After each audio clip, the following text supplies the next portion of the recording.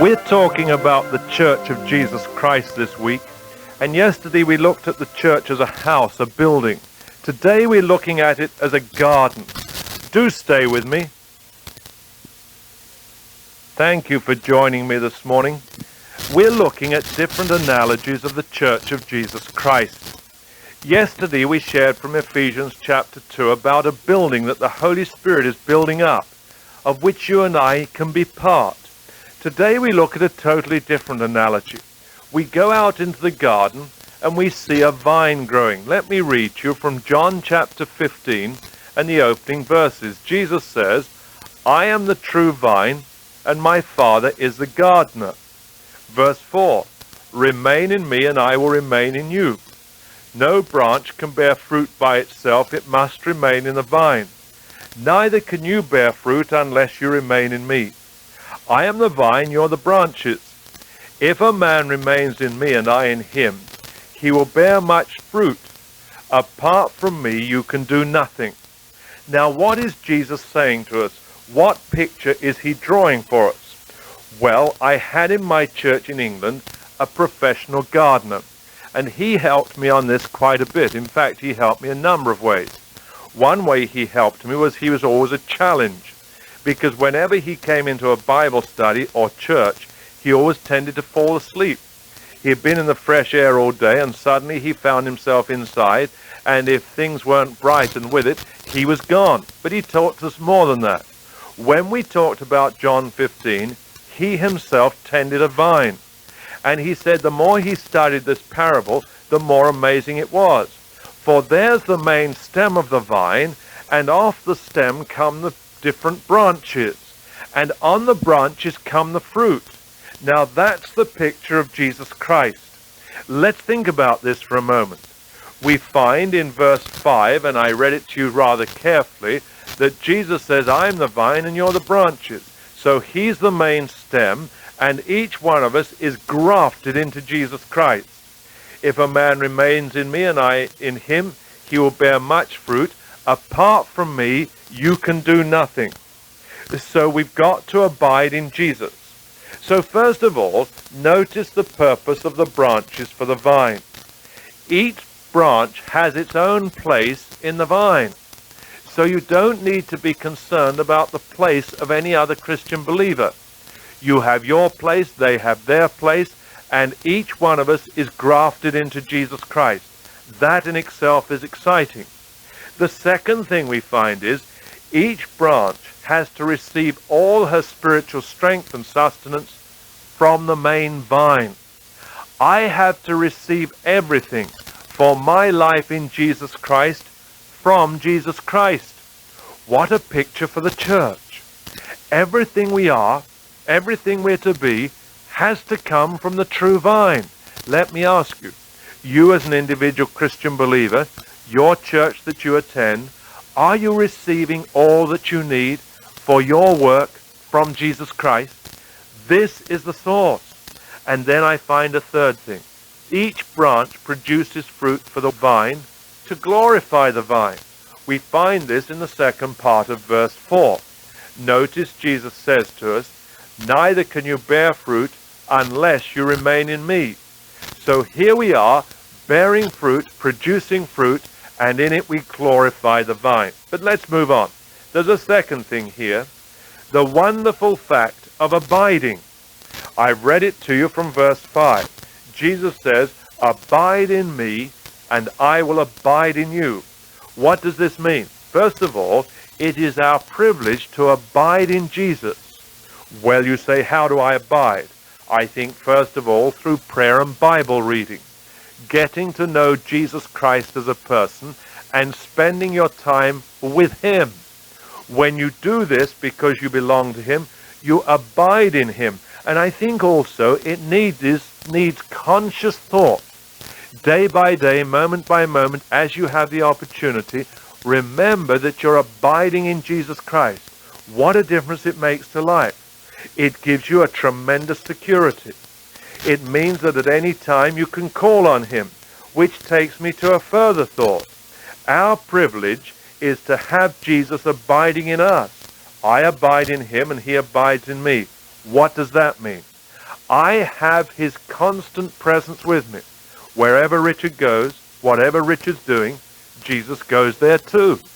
Now, not only do I have a presence, but I also have a reminder. There are certain things I won't do and certain places I won't go, because if I do, I take Jesus, and I can't embarrass him. And then a third thing, his constant availability. Jesus is always there, day, night, whatever's going on.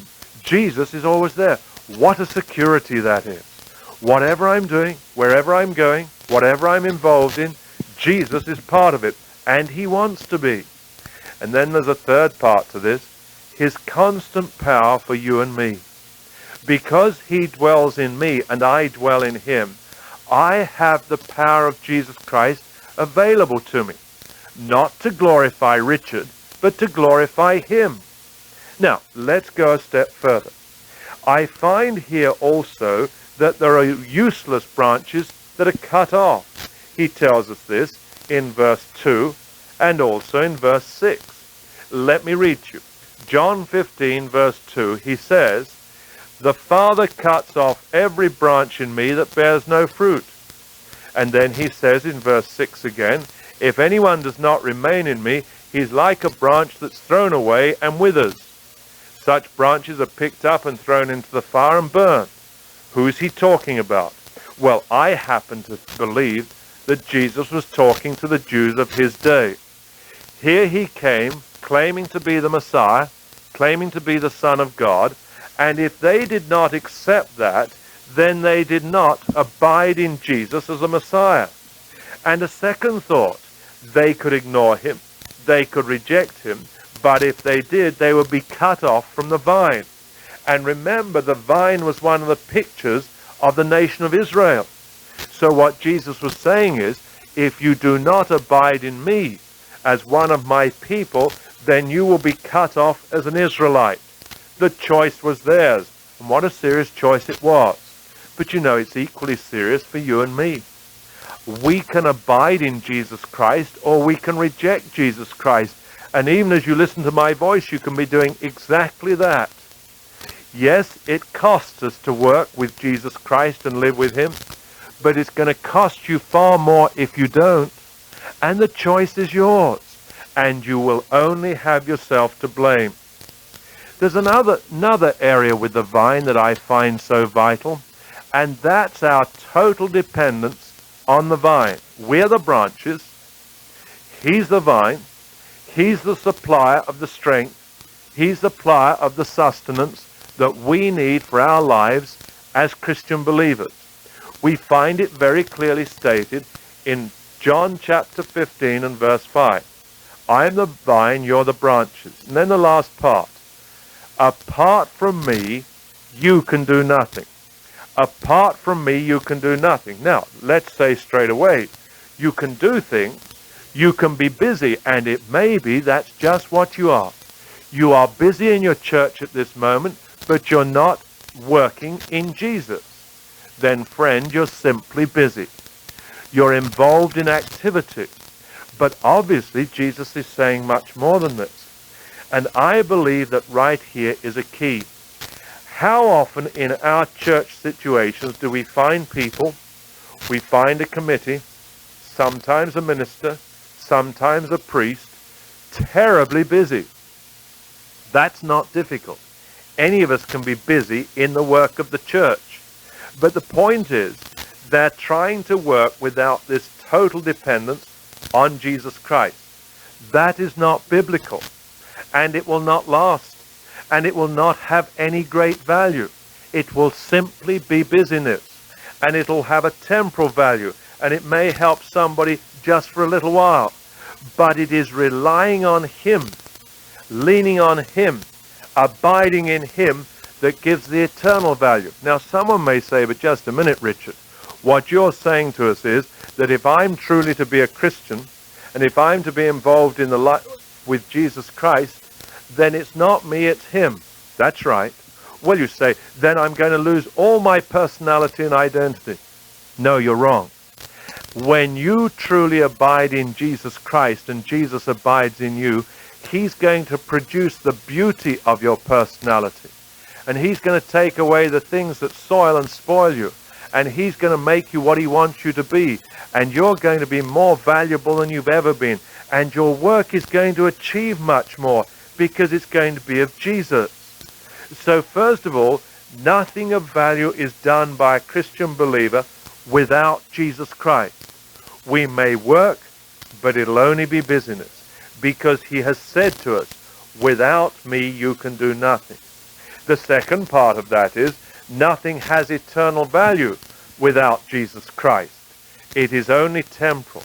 And I'm quite sure every one of you who listens to my voice is longing to have what we do worthwhile. Otherwise we wouldn't do it. Now, there's one other part. I said earlier on that it is the fruit on the branches that glorify the vine.